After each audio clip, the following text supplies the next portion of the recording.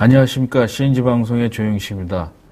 오늘 CNG 방송의 차례는 이슈 시간으로 인프라 BIM, 이제는 토목 분야 BIM 발주 시대라는 제목을 가지고 한국건설기술연구원의 주기범 연구원님과 함께 발표를 해보겠습니다. 오늘 나와주셔서 감사드립니다. 잠시 본인 소개 좀 해주시죠. 네. 저는 한국건설기술연구원 SOC 성능연구소 ICT 융합연구실에서 BIM 연구를 한 4년 정도 담당하고 있는 주기범이라고 합니다. 만나뵙게 돼서 반갑습니다. 네. 오늘 나와주셔서 감사드리고요. 우선 오늘 목차가 4가지인데 첫 번째 한국건설기술연구원에 대해서 좀 소개를 해주시고요. 네. 두 번째는 토목 분야 BIM 표준 필요성. 네. 그 다음에 세 번째는 토목 분야 BIM 기술 수준. 네. 그 다음에 네 번째는 인프라 BIM 표준 개발 프로젝트 소개. 네. 이렇게 크게 진행하려고 합니다. 네. 네. 우선 한국건설기술연구원을 좀 소개를 해주시죠. 네. 연구원 소개는 간단히 하겠습니다. 저희 연구원이 이제 1983년도에 개원을 했습니다. 그래서 지금 한 800명 정도의 인원들이 지금 그 건설 분야에서 연구들을 담당을 하고 있고요. 그리고 2004년도 계속 국토부, 예전에 이제 건설교통부 산하에 있다가 2004년도에 과학기술부 산하로 왔고, 현재는 이제 지식경제부 산하에 소속되어 있는 연구원입니다. 네. 이 지식경제부를 이렇게 서로 나눠졌네요. 저기 국토해양부 쪽으로 가지 않고. 네. 그렇죠. 예, 논의들이 좀 있습니다. 예, 국토해양부 쪽에서도 꽤 많은데 건설이 이렇게 좀 나눠졌는데요. 네. 네. 굉장히 우리나라 사실은 건설이 세계적으로 굉장히 강하지 않습니까? 네. 연구원들이 노력을 많이 해가지고. 네. 상당히 세계 수준인 것 같습니다. 이 건설 분야는. 또, 여기에서 좀 설명을 좀 해주시죠. 네. 저희 연구원이 이제 크게 7가지 기능들을 담당을 하고 있는데, 뭐, 국가 기반시설 성능 고도화부터 재해 대응 연구, 그리고 정부에서 위탁하는 위임 업무들까지 크게 한 7가지 업무들을 담당하고 있습니다. 저희 연구원에서 한 2020년까지 크게 한 3가지 정도의 임무랑 기능들을 가지고 있는데요. 저희 연구원에서 이제 국토해양 분야에 대한 국가 계획을 수립하는 그런 싱크탱크 역할을 하고 있고, 또, 뭐, 도로, 터널, 댐, 수자원, 이쪽 분야에 대한 국가 기반 시설에 대한 성능 고도화 연구를 진행하고 있고요. 그리고 제가 소속하고 있는 부분은 건설과 이제 IT를 융복합하는 그런 연구들이 진행이 되고 있고요. 또 정부에서 하기 어려운 부분들을 위임 업무로 하는 위임 업무들이 저희 연구원에서 진행이 되고 있습니다. 예. 네. 굉장히 재밌습니다. 그 다음에 이제 조직도 잠깐 소개해 주시죠. 크게 강서영 조직이라고 해서 이제 재작년에 이제 개편이 됐는데, 크게 SOC 성능연구소 1연구소, 3개 연구본부, 1연구센터로 크게 구성이 되어 있고요. SOC 성능연구소에는 도로, 뭐 첨단교통, ITS라고 하는 첨단교통, 그리고 구조연구실, 집안 쪽에 하는 지오인프라연구실, 그리고 ICT 융합연구실, 이런 부분들이 이제 SOC 성능연구소로 강소형 조직으로 되어 있고요. 나머지는 이제 정책연구라든지 수자원 환경, 건축, 그리고 별도의 센터로 화재 안전에 대한 연구들을 진행을 하고 있습니다. 네.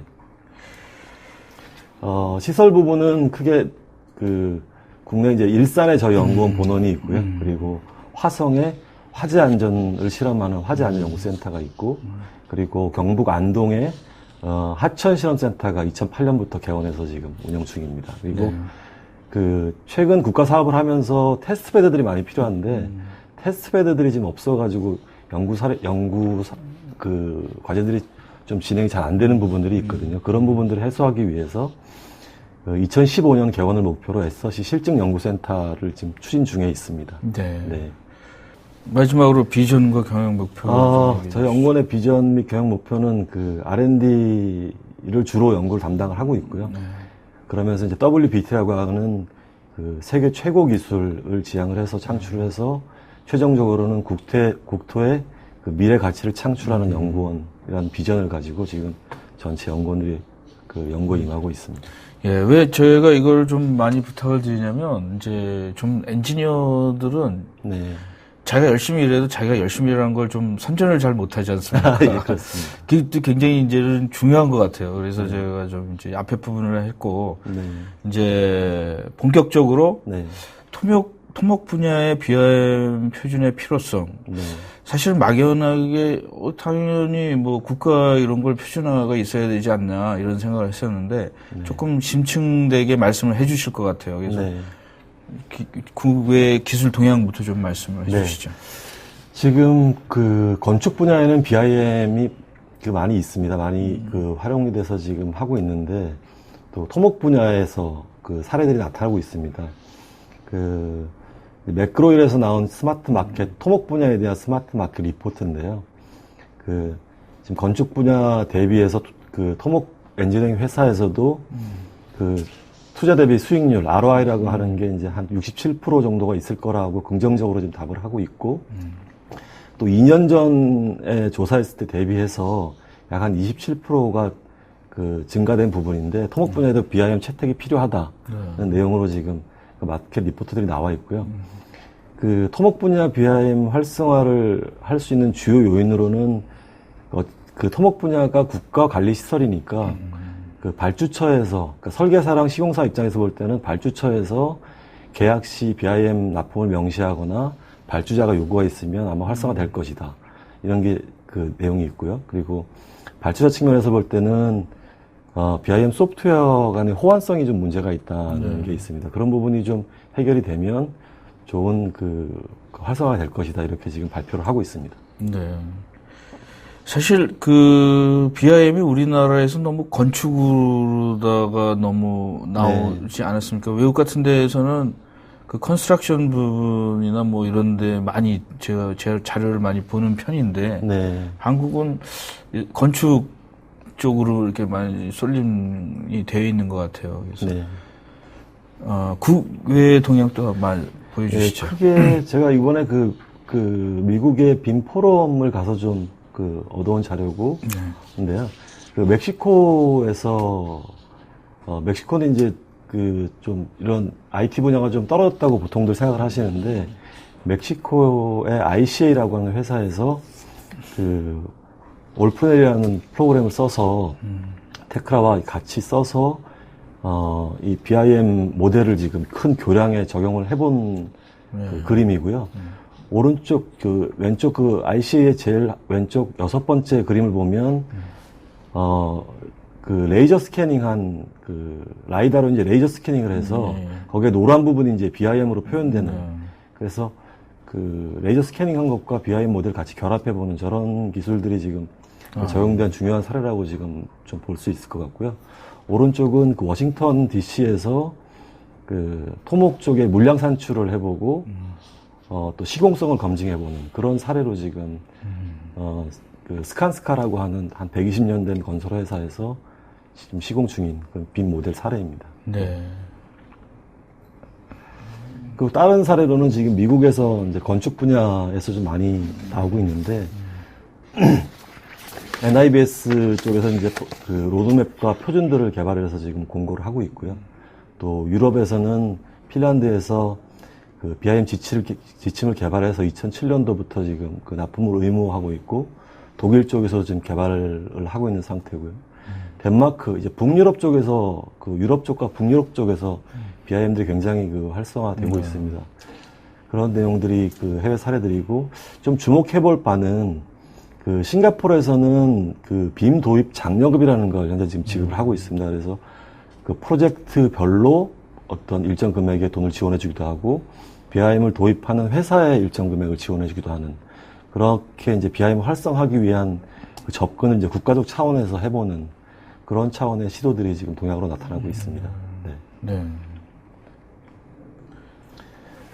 국제 표준 동향인데 이건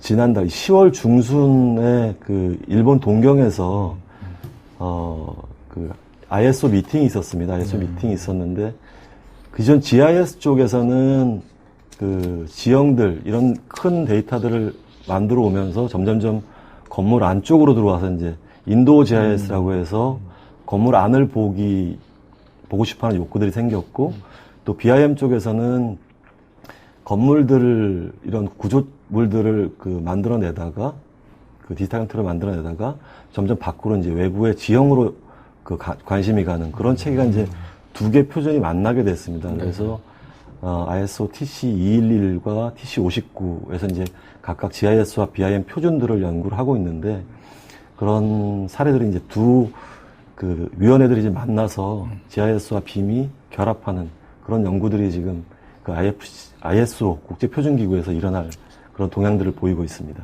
네. 국내 동향으로는 이제 맨 법정 계획으로 건설기술진흥기본계획이라고 하는 이제 국토해양부에서 건설기술을 진행하기 위해서 세워지는데요. 2013년부터 2018년까지 5년 계획이 세워집니다. 그 중에 이제 토목 분야의 BIM을 활성화하기 위한 내용을 저희가 지금 제안을 해서 거의 받아들이는 상태로 지금 진행이 되고 있고요. 또 잘 아시다시피 조달청에서 500억 공사 이상에 대해서는 BIM으로 이제 납품 받겠다 하는 게 물론 건축 쪽에 한정되어 있긴 하지만 이런 영향이 아마 토목 분야에도 미칠 것이라고 생각을 하고요. 또 BIM에 대한 기술의 효율성, 또 토목 분야에 대해 BIM이 적용되고 있다는 이런 기사들이 지금 많이 나타나고 있는 이런 상황입니다. 네. 국외 동향은 막 이렇게 그림들이 많은데. 네. 너무 갑자기 예, 국내 동향도 뭐 여러 가지 그림들이 있습니다만. 네. 더 말씀해 주시죠. 네. 조달청에서는 2010년도부터 이제 빔 발주 정책을 수립해서 2016년부터는 이제 시설 사업 전체로 BIM을 확산하겠다는 계획들을 가지고 있고요. 그리고 공사공단에서는 BIM을 발주해서 주로 이제 공정관리. 이게 BIM 하면 굉장히 시각적으로 비주얼라이제이션 한 부분이 좋기 때문에 홍보용으로도 많이 쓰고 있고 또 이렇게 시각화된 부분을 공정관리에도 쓰는 그런 시뮬레이션 효과들이 많이 나타나고 있습니다. 그래서 LH공사라든지 농어촌공사, 수영공사 이런 쪽에서 토목시설물들에 대한 내용들을 지금 발주해서 하고 있고요. 시장 현황 부분은 이제 저희가 뭐 가정한 부분이 많이 있습니다만 뒤에 가서 좀 추가로 설명드릴 텐데 한 750억 정도의 예산 절감 효과가 앞으로 있지 않을까 설계 부분에 대해서요. 예, 그런 걸 예상을 하고 있습니다. 이게 굉장히 굉장한 효과가 뭐냐면요. 이 한국토지공사. 공사 이제 사장님이 직접 볼 수 있다라는 거. 예. 그전에는 이제 도면을 갖다 주면 못 보는데. 그분들이나 위에 이제 매니저 레벨에 있는 부분들은 딱 보면 이제 이게 돈이랑 컨스트럭션이랑 이게 이렇게 매칭이 될 때 굉장히 결정을 잘 내릴 수 있다라는 거죠. 그래서 이게 참 홍보뿐만 아니라 이 시뮬레이션이나 공정관리가 이게 아주 꽃인 것 같아요. 이게 사실은. 예. 저희가 이제 동향조사 부분을 좀 진행을 해봤는데, 크게 이제 간단히 말씀드리면, 국내외 이제 토목공사 BIM 발주가 지속적으로 증가하고 있는데, 3D라고 하는 형상 부분과 4D라고 하는 공정관리 부분 중심으로 해서 하고 있고, 또 교량, 터널, 철도, 이쪽 순으로 BIM이 표현하기 좋은 게 이제 구조물이니까, 토목 서명보다는 교량 쪽에서 좀 많이 사례들이 나타나고 있고 그리고 적용 현황 부분은 이제 형상, 공정, 공사비 이런 순으로 지금 BIM 도입이 시작됐다는 걸 저희가 알 수 있었고요. 그리고 활용 수준 부분은 저희가 25개 업체, 토목 엔지니어링 25개 업체를 대상으로 좀 기본적인 조사를 했었는데 한 30개 항목까지 조사를 했었는데 국가 차원의 정책과 표준이 좀 많이 필요하다. 토목 분야는 많이 부족하기 때문에 그런 부분들에 대한 요구가 저희가 파악이 좀 됐습니다. 이제 파급 효과가 이제 많이 올 것 같은데 표준화 필요성에 대해서 좀 이제 정리해 주시죠. 건축 분야는 지침이라든지 제도, 또 IFC 국제 표준 이런 부분들이 어느 정도는 활용할 수 있도록 준비가 좀 되어 있습니다. 하지만 토목 분야는 제가 이제 지침이랑 가이드 부분은 세모 표시를 해놓고 IFC 국제 표준도 세모 표시를 해놨는데 일부 있습니다. 일부 있는데 실제 엔지니어링 업체라든지 실제 그 BIM을 그리는 분들한테는 너무나도 부족한 형태로 되어 있기 때문에 그런 지침 가이드 부분 그리고 국제 표준에서 그 하고 있는 IFC 그 구조 자체가 BIM에 대한 형상을 담을 수 없는 내용으로 지금 전혀 없기 때문에 그런 표준 개발이 필요하고요. 그리고 그 제대로 되려면 제도적인 어떤 지원 그리고 BIM이 만들어졌을 때 납품 성과를 제대로 확인할 수 있는 검증 체계 구축 이런 부분들이 그 표준의 필요성이면서 활용에 대한 필요성이라고 좀 말씀드릴 수 있겠습니다. 네. 이렇게 다니다 보시면 이제 이제 몇 가지 놀라는 게 우리가 굉장히 IT 언론 플레이인지 몰라도 우리가 굉장히 IT에 대해서 굉장히 많이 발전됐다고 그러고 어떤 데는 선진국 빼놓고는 좀 안 발달됐다고 그러는데도 의외로 네. 싱가포르 같은 데도 어떤 쪽에서는 되게 우리보다 예, 그렇습니다. 앞서가 있고요. 네. 그러니까 우리가 이제 전체적인 IT 소비 패턴에 대해서는 당할 수가 없지만 네. 이제 보면 엔지니어링 부분에 대해서는 발전이 됐고 네. 또 하나는 이제 우리가 너무 이제 그전에는 지난 한 30년 동안에는 무조건 많이 받아들였지 않습니까? 네. 근데 지금 이렇게 보니까 네. 우리가 좀 앞서가는 것도 이제 슬슬 생기는 것 같고, 네. 네, 그래서 그런 자신감도 좀 생기는 것들이 이제 연구소에서 해주시면은 멋있는 또 작품이 나올 수 있을 것 같아요. 네, 제가 미국 GSA라고 하는 우리나라 조달청에 해당하는 제네럴 서비스 어드미니스트레이션 기관을 방문했습니다. 거기서 8개 미국의 지침을 개발해서 이제 운영을 하고 있는데요. 그 기관 방문해서 8개의 지침이 어떻게 개발되고 운영되는지를 문의하고 또 어떤 내용으로 어떤 체계로 개발되는지 좀 보고 왔는데, 네. 굉장히 좀 자신감을 얻었습니다. 저희 쪽에서 전혀 늦지 않게 지금 연구에 임하고 있고, 저희가 조금만 열을 올려서 이 분위기를 만들어 간다고 하면 거의 국제 탑 수준에 갈 수 있지 않을까 하는 그런 자신감을 가지고 돌아온 것 같습니다. 저희들이 의외로 스피드가 있어요. 네. BIM도 미국이나 이런 데서 굉장히 발전한 면도 있지만, 네. 차곡차곡 하다 보니까 되게 느리거든요, 거기는. 그래서 저희들이 이제 스피드를 한다 그러면 앞서갈 수도 충분히 있다고 저는 생각이 들거든요. 네. 다음은 이제 기술 수준에 대해서 우리가 조금 더 얘기를 했었는데 기술 수준에 대해서 좀 말씀을 좀 해주시죠. 네. 앞에서 필요성에서 어느 정도 약간 얘기한 부분인데 저희가 국내외 한 14개 현장에 대해서 어떤 기술을 쓰고 있고 또 어떤 소프트웨어를 쓰고 있고 무슨 목적으로 이런 토목공사의 BIM을 적용했는지 좀 조사를 했습니다. 네팔, 싱가포르, 오만, 독일 이런 쪽에서도 발전소, 철도, 조선소 이런 내용으로 BIM 발주들이 이루어지고 있었고요. 국내에서도 호남 고속철도, 제2돌산대교, 금강교 이런 국내 토목공사에도 BIM이 활용되고 있었습니다. 근데 주로 이제 형상에 대해서 3차 3D 라고 하는 형상에 대해서 활용이 되고 있었고 공정관리, 그러니까 형상화한 것들을 시뮬레이션하는 공정관리 이런 부분들이 주요 내용이었고요. 근데 특이하게 저희 나라는 이제 레빗이라는 소프트웨어를 많이 쓰고 있는데 해외 같은 경우는 올플랜이라는 프로그램들을 거의 다 올플랜이라는 프로그램으로 쓰고 있었고 이제 기타 다른 소프트웨어들을 올플랜에 이렇게 붙여서 활용하는 그런 체계로 저희가 조사를 했고요. 이런 조사 결과 나온 내용이 이제 빔 솔루션의 혼합 사용으로 해서 데이터 간 정보 통합 연계가 미비하다. 그러니까 결론적으로는 표준이 좀 필요하다는 조사가 이제 저희가 분석 결과로 좀 나올 수 있었습니다. 네.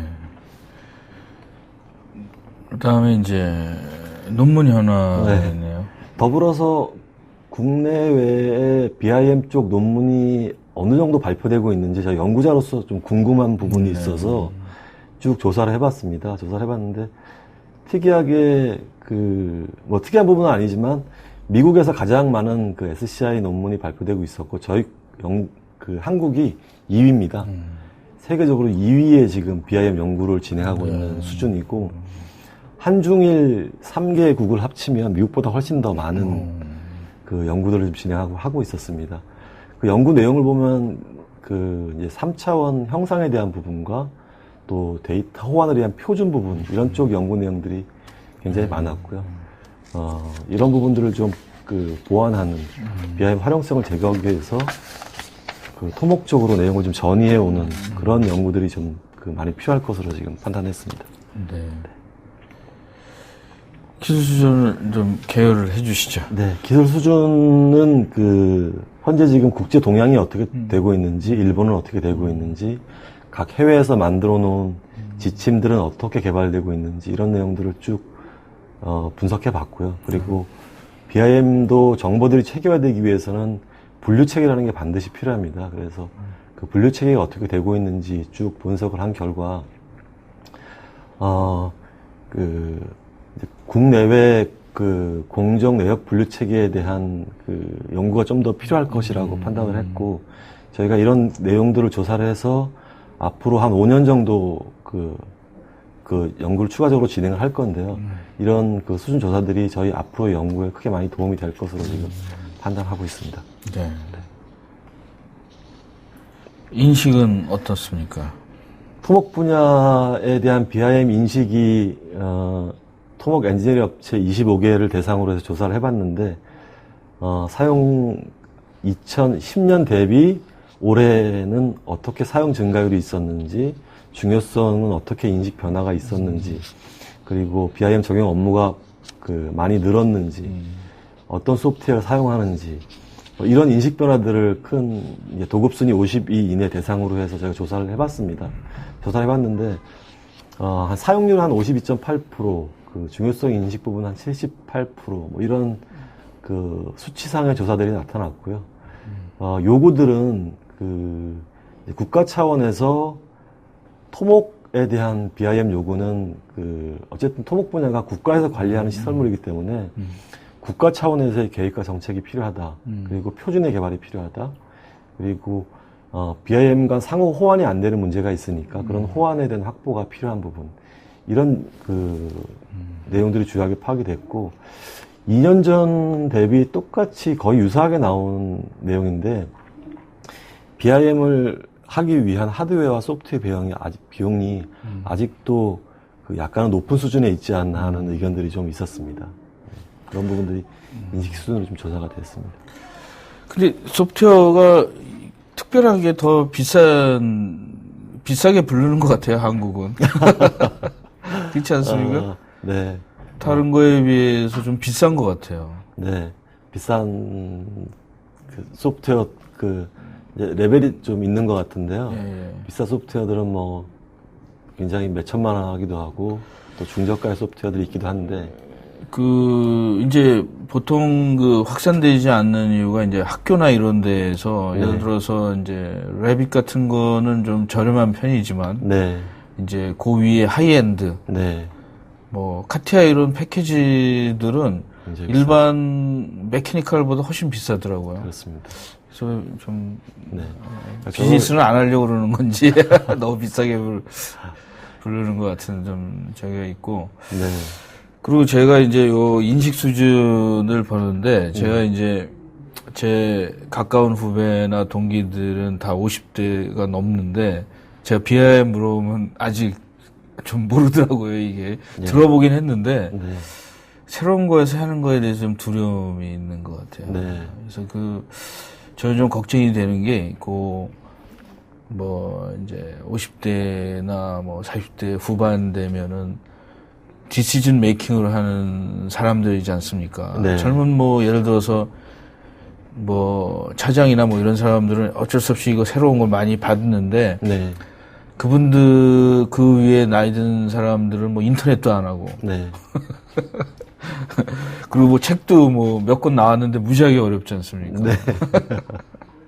그 BIM을 하게 되면 그 의사결정권자에 있는 분들은 기존의 어떤 페이퍼나 이런 거보다 네. 이 BIM으로 돼 있는 모델을 보고 네. 의사결정을 하게 되면 지금보다 훨씬 더 제가 아까 말씀드린 게 그거예요. 네. 왜냐면 이제 만드는 사람도 굉장히 리스크한데 네.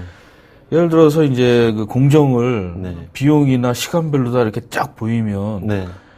그 경험이 있는 분들은 딱 보면 이거 왜 여기부터 했어? 네. 다 보이지 않습니까? 네, 그렇습니다.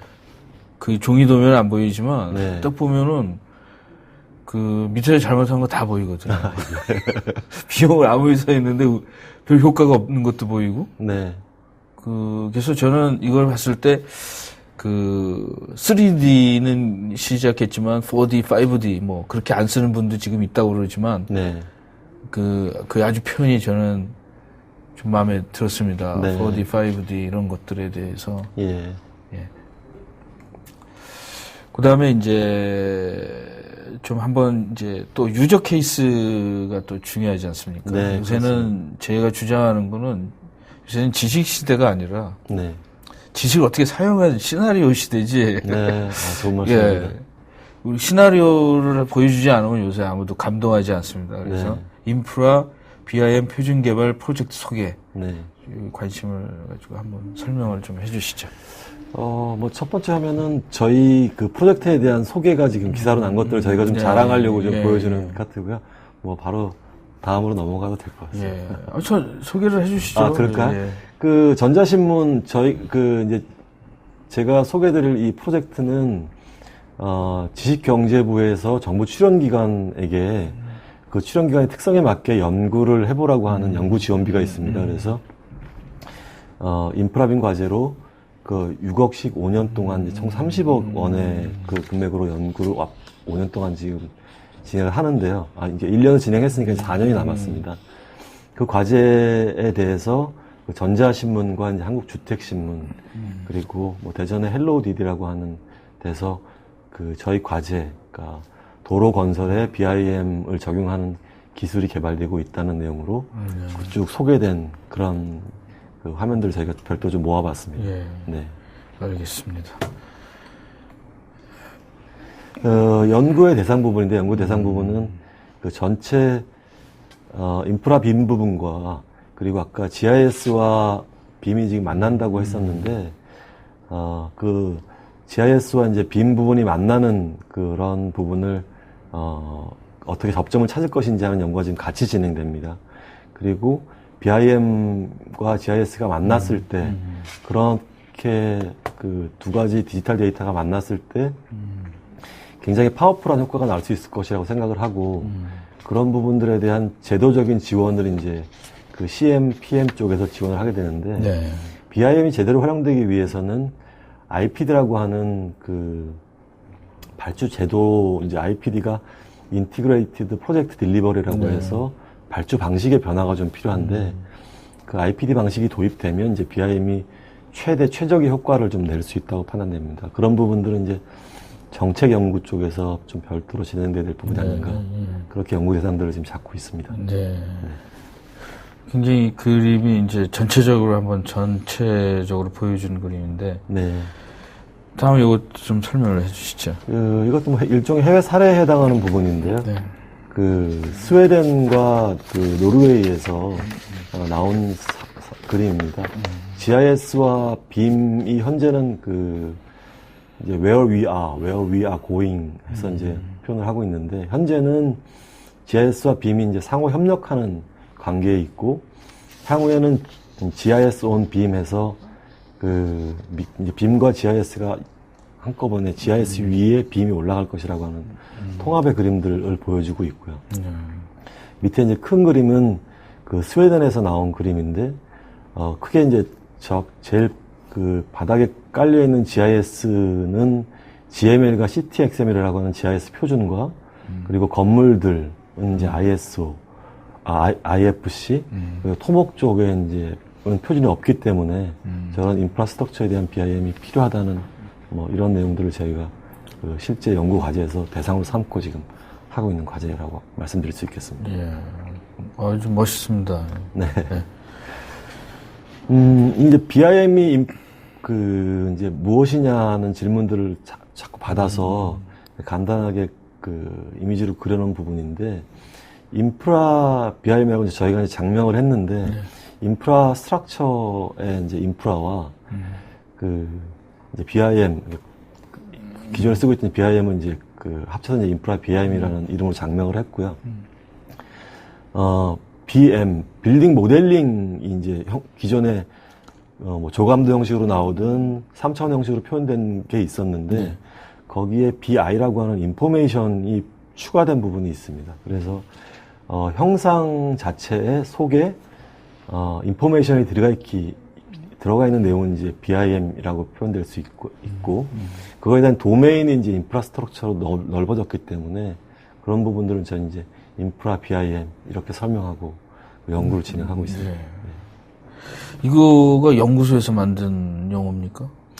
예, 인프라 BIM이라고 하는 용어는 이제 원래 BIM이라는 용어는 많이 쓰고 있는데 네. 토목 쪽의 BIM은 이제 인프라 BIM이라고 해서 저희가 이제 반드시 쓰고 있습니다. 예, 알겠습니다. 일종의 유즈 케이스라고 할 수 있는 부분인데요. 인프라 BIM은 무엇을 할 수 있는가? 정말로 다양한 많은 것들을 할 수 있습니다. 간섭 체크부터 구조 시뮬레이션, 공정 관리, 뭐 시공 시뮬레이션, 그리고 구글에 연동해 볼 수 있는 내용들까지 다양한 상상할 수 있는 것들을 많은 것들을 해볼 수 있고 현재 기술로 뭐 좀 또 다른 손이 가긴 하겠지만 이 보여지는 컷만이 아닌 또 다른 많은 것들을 할 수 있습니다. 그래서 어떤 유즈 케이스를 그 발주자 측에서 잡느냐에 따라서 여기에 또 다른 많은 화면들이 추가될 수 있을 걸로 생각됩니다.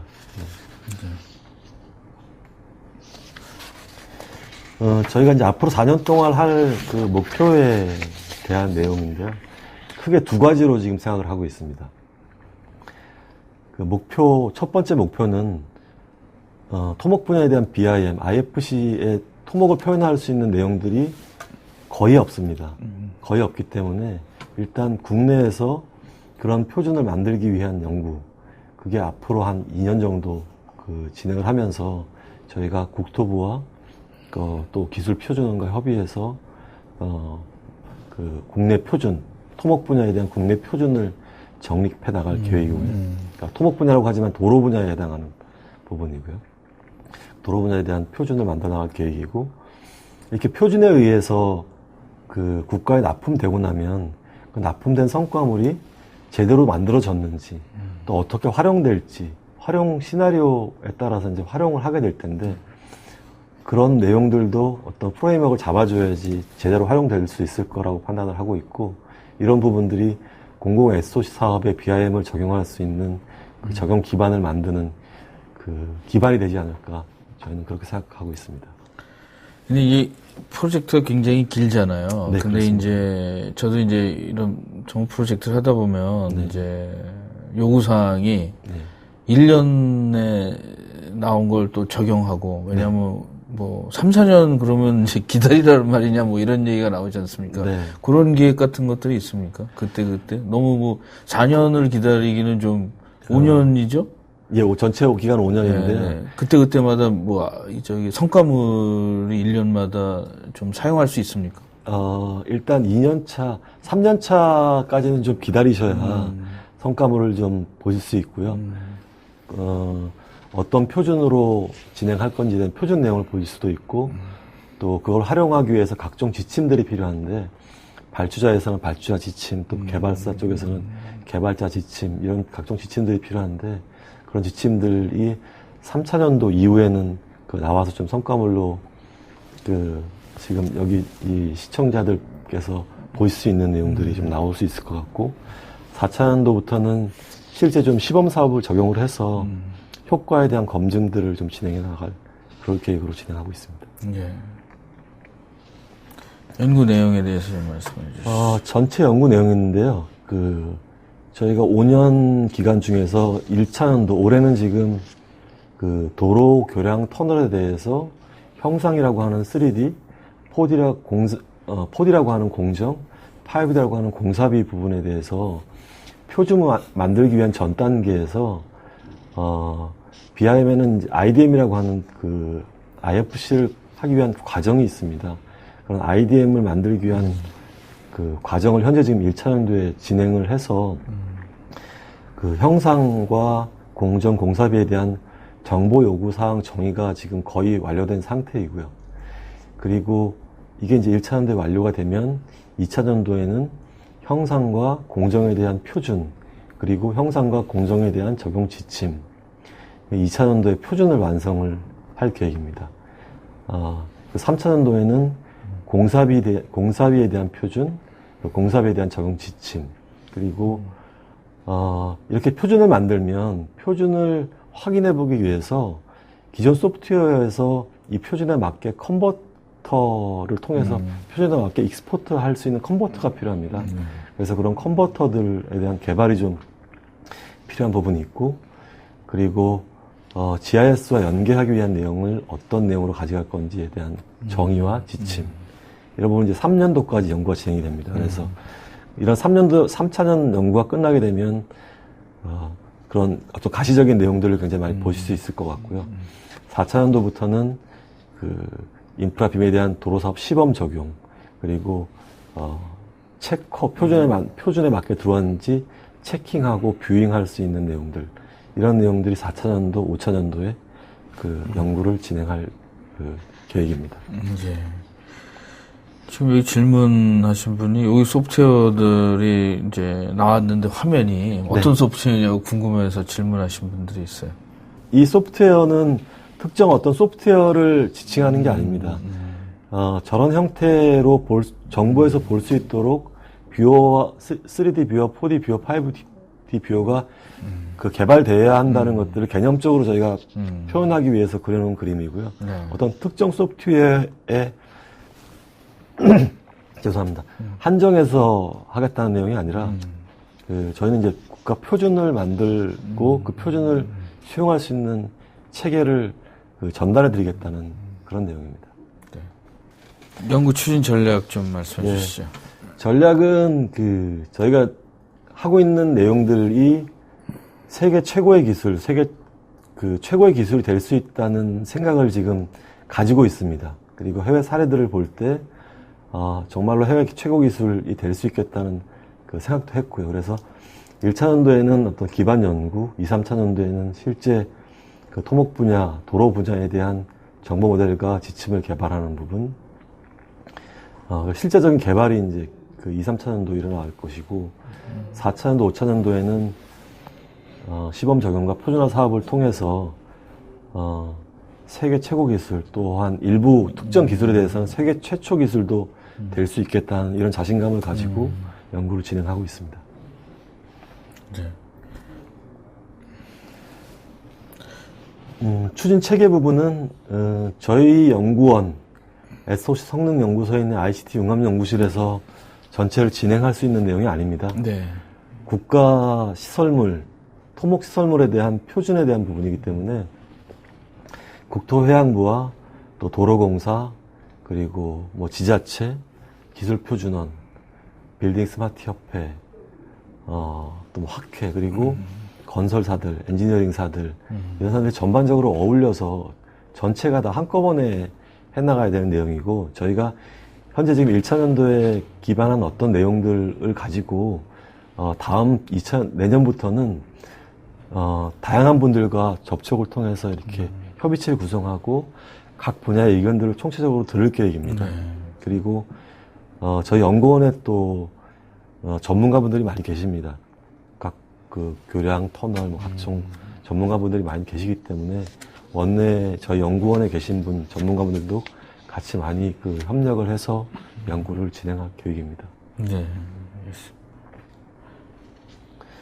1차년도 연구에 대한 내용인데, 앞에서 말씀드린 부분과 좀 중복이 되는 부분인데, 기본적으로 업계의 어떤 활용 수준과 BIM 프로젝트 수행 현황을 조사를 했고요.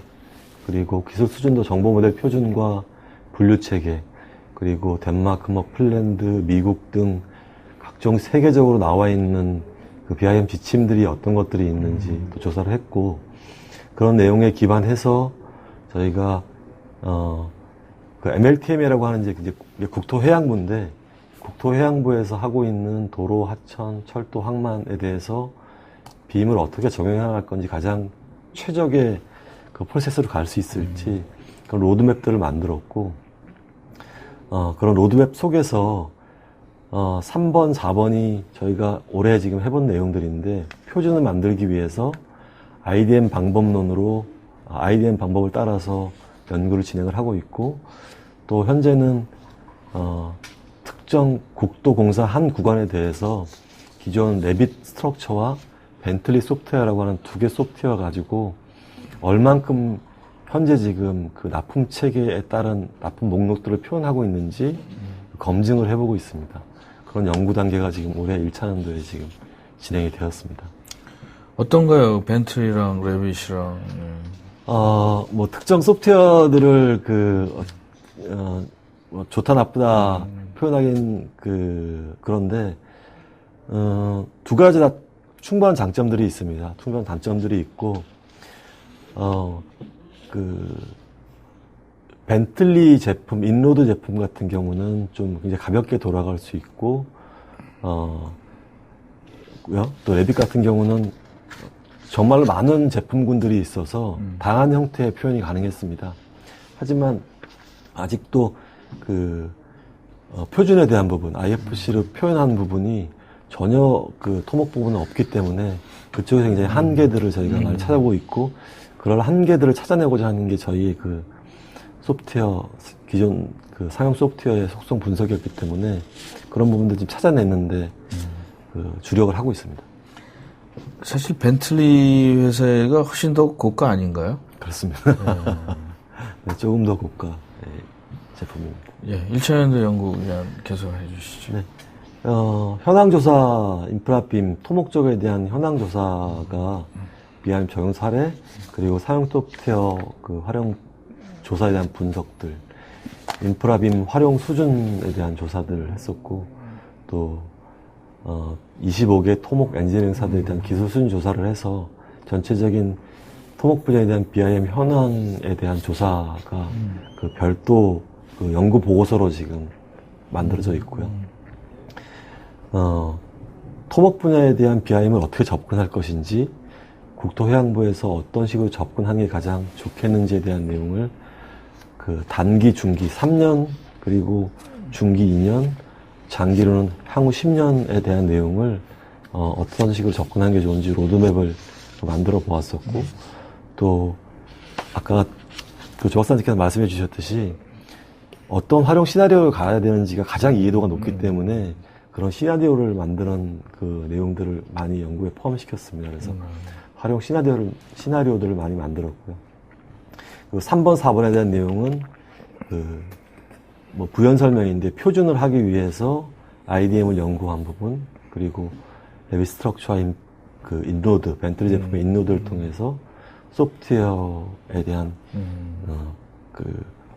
표현 분석을 해본 부분, 이런 부분들이 지금 1차 연도 연구 내용입니다. 네. 내용이 굉장히 반복적으로 좀 세부적으로 내용이 굉장히 상세하게 잘 써주신 것 같아요. 네. 예. 내용이 좀 네. 상세하게 타이트하게 들어가 있어서 쓰셔가지고.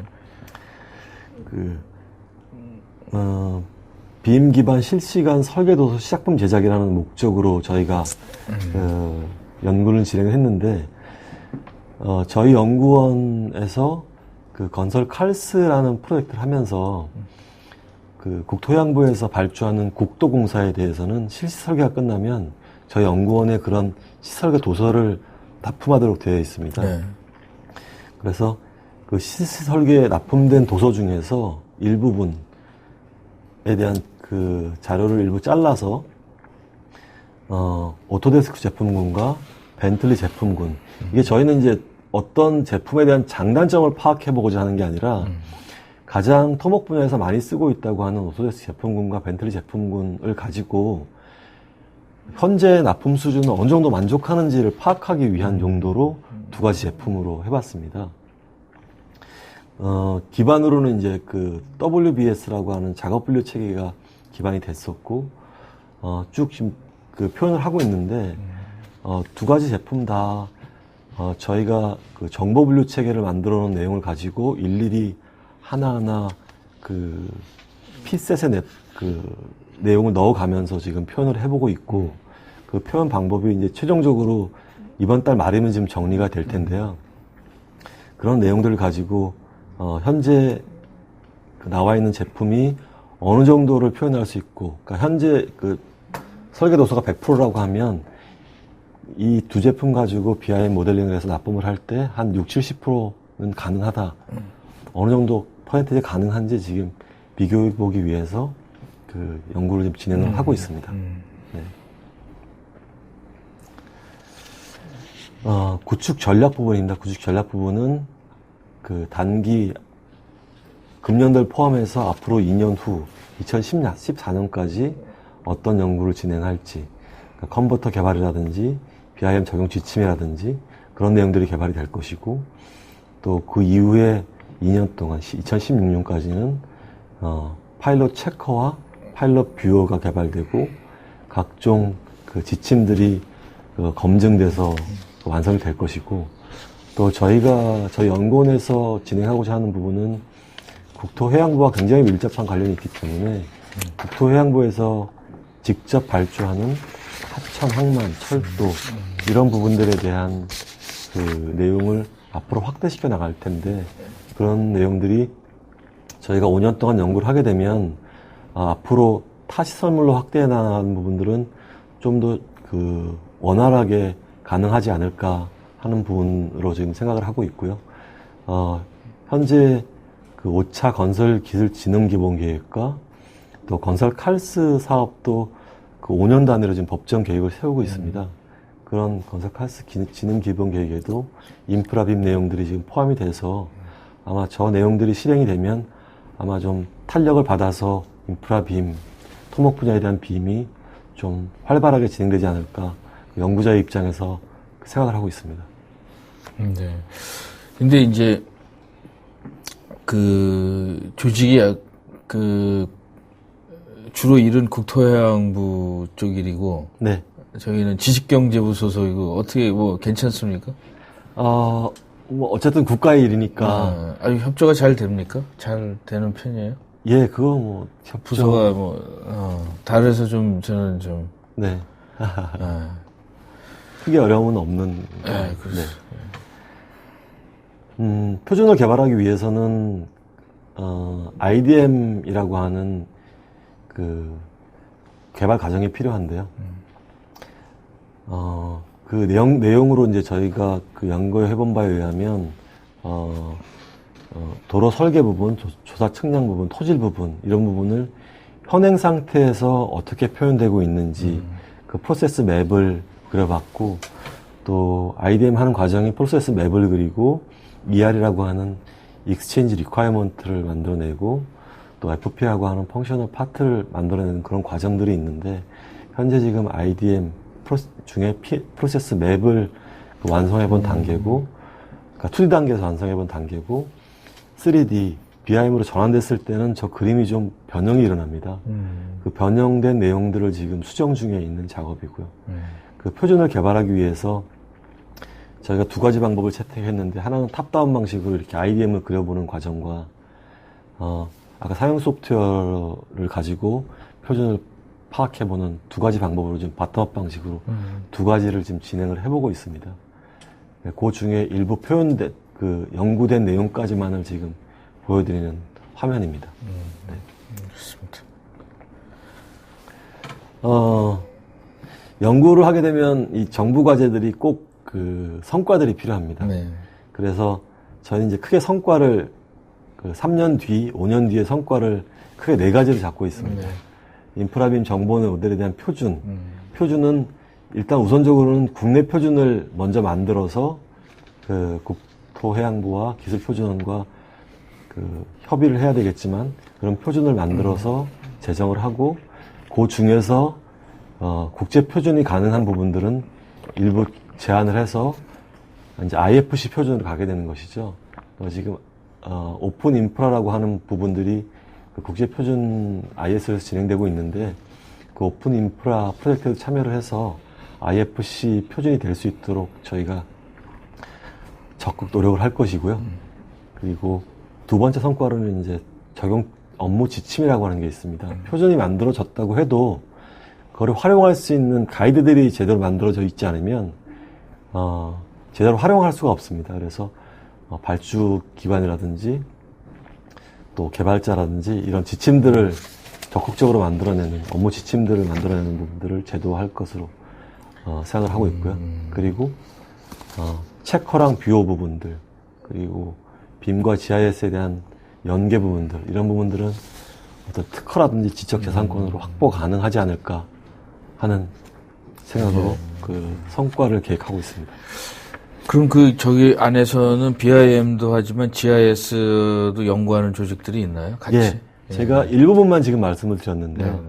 그 전체 과제는 그 빔 온 GIS라고 해서 GIS 쪽 연구와 빔 연구가 지금 같이 되고 있습니다. 그래서 그 접점을 찾는 상호 운용성을 확보하는 연구들이 같이 진행이 되고 있습니다. 네. 굉장히 좀 야심찬 되는데. 네. 예. 이것도 파급 효과도 좀 말씀을 해주시죠. 네. 그 파급 효과는 저희 연구가 끝났을 때 정보 모델 표준이 확보가 될 수 있을 것으로 판단되고, 또 이제 국토해양부와 협의가 필요한 부분이긴 하지만 도로 건설 사업에 BIM을 시범 적용해보고, 그럼으로써 이제 저희가 확보한 기술력을 엔지니어링사와 시공사에 기술력을 이전해주고, 그러면서 이제 토목에 대한 BIM 수준을 전반적으로 높여가는 그런 체계가 이제 그 연구 활용 결과라고 말씀을 드릴 수 있을 것 같고요. 저희 연구가 만약에 5차년도까지가 성공적으로 끝나게 된다고 하면, 2016년도에 751억 원이라고 저희는 그 산정을 하고 있는데, 저 산정 기준은 제가 한국도로공사와 국토해양부에서 발주하는 전체 도로공사 금액을 쭉 뽑아봤습니다. 그 중에서 설계비를 총 공사비의 4%라고 가정했을 때, 총 공사비를 4%라고 놓고, 그리고 그 BIM에 대한 그 증가 추세가 있습니다. 그게 2년 단위로 조사가 되고 있긴 한데, 그걸 8%라고 가정을 하고 있고, 그리고 BIM에 적용됐을 때 설계에서 한 8% 정도의 효과가 있다는 내용으로 그렇게 쭉 수식을 풀어서 이제 저희가 적용해봤더니, 2016년도에는 그 도로공사 설계 분야에 BIM이 한 751원 정도가 어떤 절감 효과가 있지 않을까 하는 그 연구자의 어떤 그 수치를 저희가 한정을 해냈습니다. 네. 저런 부분들이 지금 파급 효과가 아닐까 저희가 생각을 하고 있습니다. 근데 저기 연구원께서는 절감이합니까? 아니면 이제 효과? 네. 어떤 게 더 많이 있을 것 같아요? 절감이라는 거는 이제 좀 숫자적이지만. 네. 저희가 정성적인 거. 네. 저희가 이제 워낙 저런 그 경제적 파급 효과에 익숙해져 있다 보니까 이제 저런 식의 표현을 했는데요. BIM이 토목 분야에 도입되고 나서 그 벌어질 앞으로의 그 시장이라든지 이런 것들은 제 짧은 머리로 사실 상상이 안 가는 부분도 정말로 많이 있습니다. 어떤 제도적인 부분이 도입돼서 BIM 시장이 그 폭발력을 가지기 시작할 때는 어떤 정성적인 효과라는 부분이 훨씬 더 클 것이라고 생각을 하고 있고요. 그 중에서 경제적인 효과는 아마 제가 예상한 것보다 훨씬 더 많은 그 효과를 날 수 있지 않을까 개인적으로 생각하고 있습니다. 저도 좀 그렇게 생각하거든요. 기존에 있는 것은 이제 어떤 제품이나 이런 것들 제조회사 중심이었는데 사실은 그 토목이나 건설은 우리 인간이랑 직접 인터페이스, 우리가 거기에 살고 있는 거니까. 거기에 저기 하면 붙어서 살고 있는 거니까. 우리의 그 생태계가 아닐까 이런 맞습니다. 생각을 하는데. 그렇습니다. 그러면은 이제 전체적으로 이제 굉장히 많은 지식을 저는 좀 BIM의 문외한이지만 저는 이해를 좀 했습니다. ICT 쪽으로 저기를 했고. 질문들이 많이 들어와 있어요. 질문하기 전에 코멘트를 하나 드려야 될 것 같아요. 저희가 이걸 하고 나면 이제 설문조사를 하는데, 설문조사에 성실하게 하신 분에 대해서는 선물을 드리고 있습니다. 그래서, 그냥 나가시지 마시고 설문조사에 좀 응해 주셔면은 다양한 상품을 드리고 있습니다. 네. 네. 설문 많이 응해 주셔야 되겠네요. 예. 설문조사에서 더 좋은 이제 프로그램을 좀 만들려고 그러고 이제 네. 질문들이 몇 개 왔어요. 근데 네. 어떤 질문들은 좀 여기 질문하시는 분들은 현업에 네. 굉장히 지금 당장 알고 싶은 사람도 많고. 네. 그래서 질문에 대해서 저희가 이제 말씀을 다 드리려고 합니다. 구체적이면서 네. 또 어떤 분들은 또 추상적인 질문도 해주시고 네. 그런데 이제 질문을 하나 하면은 최규영 님이 레빗, 벤틀리 아키텍처 등 국내에서 자주 사용하는 것에 비해 해외에서는 올플랜을 주로 사용한다고 하는데 이거에 대해서 굉장히 쇼크를 받으신 것 같아요. 최규영 님이. 그래서 올플랜만 주로 사용한다는데 그 이유가 뭘까요? 이렇게 올플랜의 좀 장점에 대해서 좀 얘기를 하는데. 특정 올플랜의 장점은 뭐 많은 장점이 있을 수 있는데요. 네. 어떤 테클라처럼 철근을 표현한다든지 어떤 내비게이션 기능을 한다든지 모델링의 기능도 있고 그렇습니다. 다양한 내용들을 좀 표현할 수 있기 때문에 올플랜이라는 걸 유럽 쪽에서는 지금 많이 쓰고 있는 사례인 것 같고요. 네. 뭐 그렇다고 레빗이나 다른 소프트웨어들이 그런 걸 표현 못한다는 건 아닌데 네. 저희가 조사한 내용이 또 마치 우연히 올플랜 쪽 내용으로 집중되어 있을 수도 있는데 네. 현재 저희가 조사해본 바에 의하면 올플랜 쪽 내용들이 가장 많이 활용되고 있었고 네. 제가 개인적으로 써봤을 때도 또 파워풀한 기능들을 가지고 있는 기능들이 있었습니다. 네. 네. 그 다음에 이제 김형희님께서 이런 질문을 하셨어요. 현재 국내의 수량 산출이나 적산 시스템상 BIM을 적용하는데 많은 어려움이 있는 것으로 판단되는데, 네, 그렇습니다. BIM을 효과적으로 적용하기 위해서 어떤 정책이 바꿔야 된다고 생각하는지 궁금합니다. 굉장히 어려우세요. 꽤 좋은 질문이시고요. 네, 그런 질문들을 굉장히 많이 받습니다. 네. 근데 그걸 제가 이 자리에서 답변을 못 드릴 것 같고요. 네. 그런 연구를 하기 위해서 지금 저희가 연구를 진행 중입니다. 사실 시작품 아까 일부 먼저 오토데스크랑 인로드 가지고 제작해 본다고 하는 부분도 과연 그렇게 모델링을 했을 때 수량 산출과 견적이 현재 2D로 했을 때 BIM 모델링을 가지고 얼만큼 자동으로 가능한지를 그게 몇 % 정도까지 가능한지를 좀 파악해보기 위해서 한 부분이고 그건 연구가 어느 정도 정리가 되면 빔 모델링을 했을 때 자동 견적은 어느 정도 수준까지 가능하다. 그게 빔 모델링이 상세하게 되면 될수록 견적에 대한 퍼센테이지는 높아지겠지만 네. 그게 모델링이 상세하게 된다는 거는 그만큼 비용이 많이 투자되는 것과 사람의 손이 많이 들어간다는 얘기거든요. 네. 리소스가 많이 든다는 얘기죠. 네, 그래서 LOD 수준을 어디까지 갈 건가 하는 부분도 저희 연구에 지금 포함되어 있습니다. 적정 수준과 적정 표현 방법을 지금 찾고 있는 게 저희 연구라고 보시면 되겠습니다. 최규영 님이 저랑 비슷한 질문을 하셨어요. 요새 너무 빠른데, 너무 긴 게 아닌 거예요, 연구 기간이. 네. 굉장히 요새는 사실은 1, 2년이 장난이 아니거든요. 네. 급속하게. 그래서, 네. 수시로 나와서 그동안 연구한 거를 좀 쉐어를 해주셔야 될 것 같아요. 네, 그렇게 하겠습니다. 예. 표준을 한다는 건, 좀 숙고가 필요한 부분이라고 생각합니다.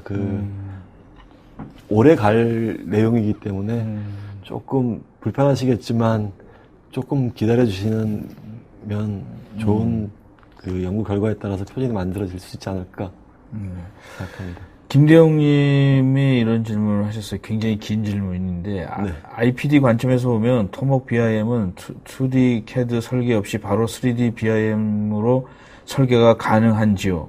건축의 경우 2D CAD 설계 후 구조 계산을 거쳐서 정확한 규격이 나오면 다시 3D BIM으로 모델링 작업을 진행합니다. 이렇게 되면 인력이나 시간이 2배로 이상으로 들어서 비효율적인데 토목에서는 어떻게 프로세스가 진행되는지요? 모든 부분이 기획 설계 동시에 BIM으로 출발하지 않는 한 조금 어렵지 않나 싶습니다. 이런 질문을 하셨습니다. 정확한 의견이십니다. 네.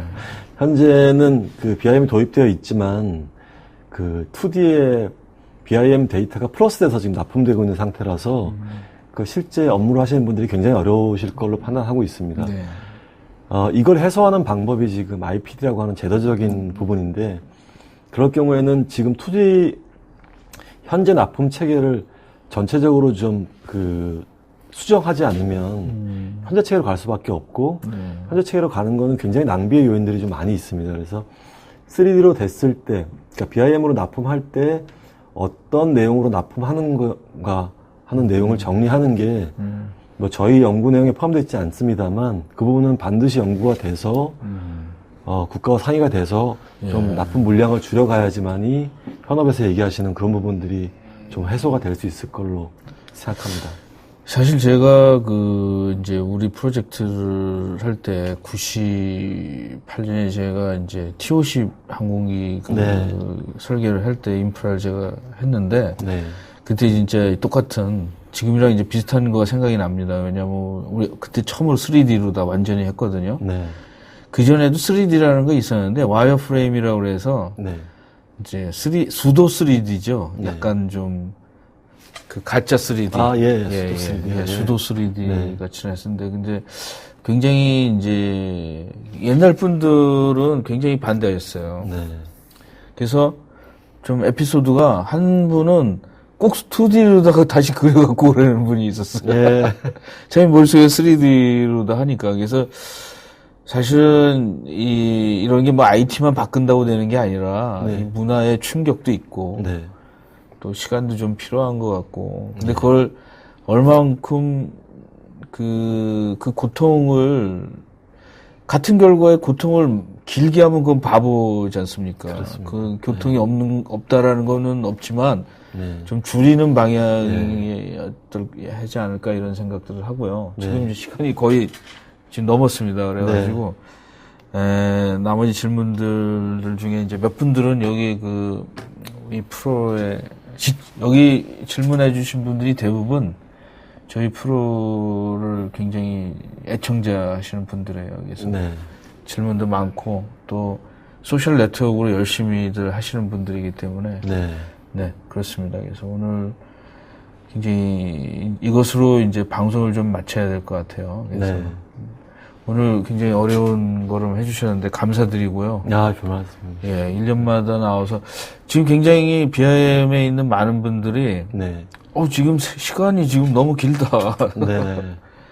IT가 지금 뭐 1년이면은 갑자기 한 회사가 지금 왔다 갔다 하는데 3년 후에 테클라 없어질지도 모른다 뭐 이런 수도 있지 않습니까? 그래서 레빗이 아니라 무슨 이상한 다른 소프트웨어로 개칭할 수도 있고 하여튼 요새는 그 ICT 분야는 뭐 엄청난 변화가 오지 않습니까? 그렇습니다. 이제 좀 있으면 3G도 이제는 살 수 없을 것 같아요. 핸드폰 같은 것도. 그래서 오늘 나와주셔서 대단히 감사드리고요. 이것으로 CNG 방송 오늘 순서를 마치겠습니다. 감사합니다. 감사합니다.